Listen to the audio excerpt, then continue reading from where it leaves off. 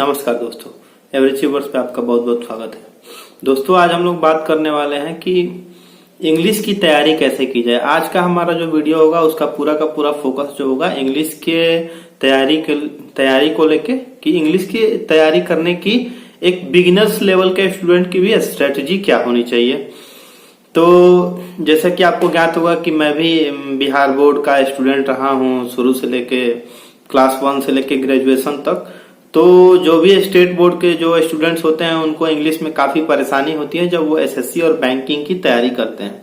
लेकिन ऐसा नहीं है कि आप स्टेट बोर्ड के स्टूडेंट्स हैं तो आप इंग्लिश की तैयारी अच्छा नहीं कर सकते हैं। कुछ स्ट्रेटजी हैं जिनको आपको फॉलो करना होता है, थोड़ा सा पेशेंस बनाए रखना होता है, क्योंकि आप जिस सब्जेक्ट को शुरू से लेके अंत तक आप 14-15 सालों की पढ़ाई में उतने अच्छे ढंग से नहीं किए हैं और आपको उसको एक बेहतर लेवल तक अच्छा करना है, तो उसके लिए थोड़ा बहुत तो टाइम देना ही होता है।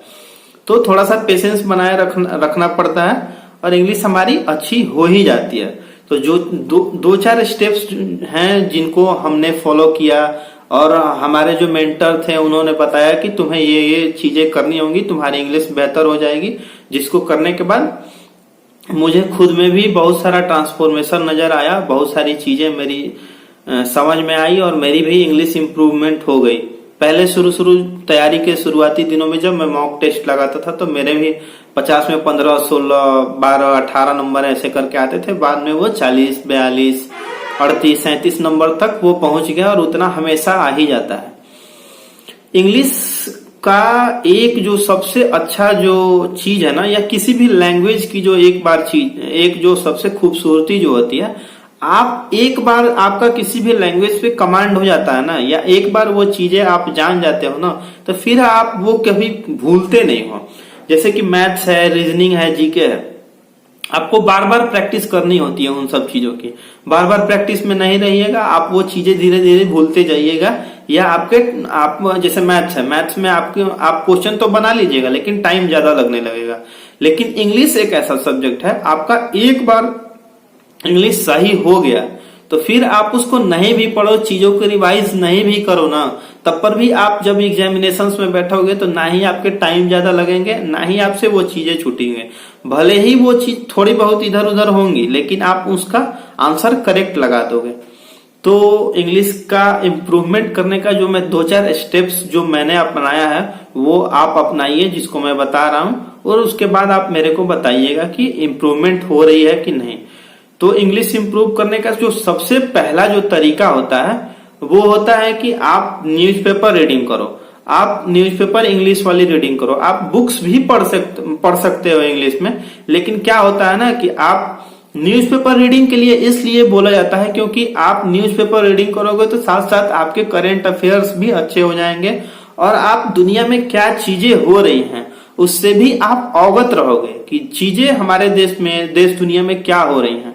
तो न्यूज़पेपर रीडिंग का 2 फायदा है, एक तो आपकी इंग्लिश भी सही होगी, दूसरा नंबर आपके करंट अफेयर्स भी सही होंगे और आप देश दुनिया में क्या चीजें हो रही हैं, खेल में क्या हो रहा है, पॉलिटिक्स में क्या आ रहा है, वो सब सारी चीजें भी आप जानते हो।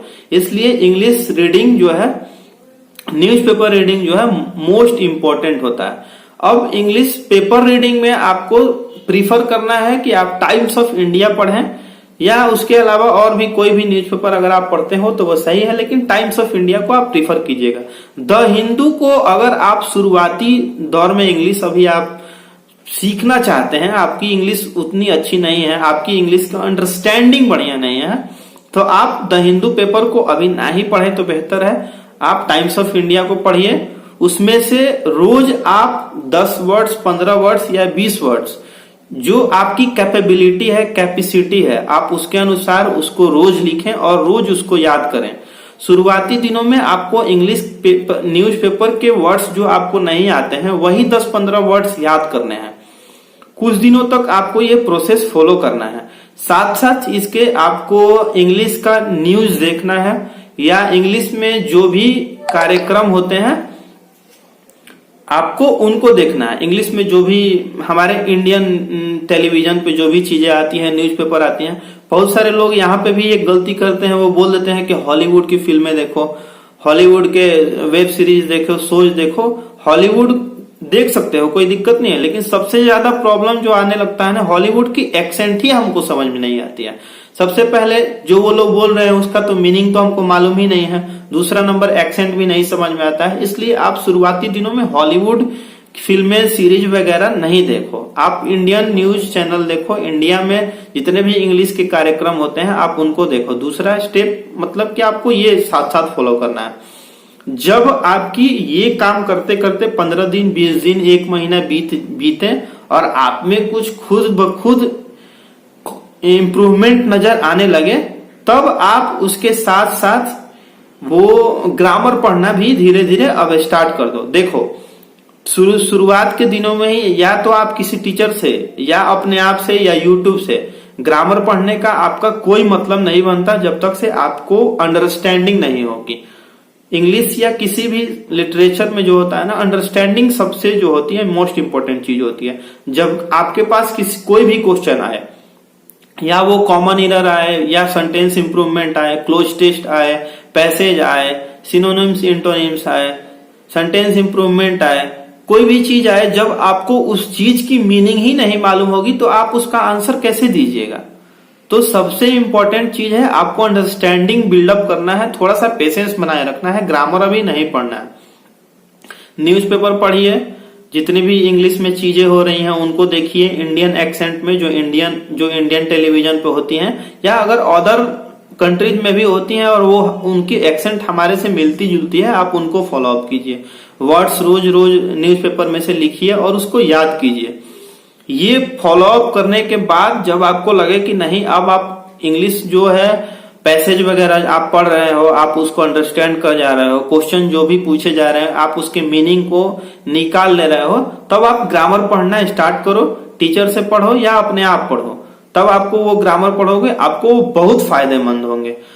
फिर सिनोनिम्स इंटोनिम्स याद करने का सबसे बढ़िया जो तरीका होता है ना, वो शुरुआत के दिनों में आप एसएससी की तैयारी कर रहे हो या बैंकिंग की तैयारी कर रहे हो, शुरुआत के दिनों में सिनोनिम्स इंटोनिम्स आपको प्रीवियस ईयर्स के भी नहीं याद करना है। शुरू में आपको बस न्यूज़पेपर जो आप पढ़ रहे हो उसके मीनिंग जो लिख रहे हो 1-1.5 महीने 2 महीने तक बस आपको वही सिनोनिम्स इंटोनिम्स याद करने हैं। बुक वाले प्रीवियस ईयर वाले नहीं, वो आपको फायदेमंद नहीं होंगे। पहले आपकी अंडरस्टैंडिंग बिल्डअप होनी है। जब आपकी अंडरस्टैंडिंग बिल्डअप हो जाएगी तब आप ग्रामर वगैरह पढ़ने स्टार्ट करोगे। आप प्रीवियस ईयर्स के सिनोनिम्स इंटोनिम्स फ्रेजल वर्ब याद धीरे धीरे करना स्टार्ट करो, वो चीजें काफी फायदेमंद हो जाएंगी। इंग्लिश का यही 3-4 स्टेप है करने का। अब अगला स्टेप जो है, आपको जब इंग्लिश की अंडरस्टैंडिंग हो जाएगी, आप ग्रामर पढ़ने लगोगे, तो आपको जो क्वेश्चन सॉल्व करने हैं, खास करके जब आप एसएससी के स्टूडेंट हो, तो आपको बस प्रीवियस ईयर क्वेश्चंस ही सॉल्व करने हैं। ठीक, बस प्रीवियस ईयर क्वेश्चंस आप किसी भी बुक को लेके फॉलो अप करो और उसको बनाते रहो।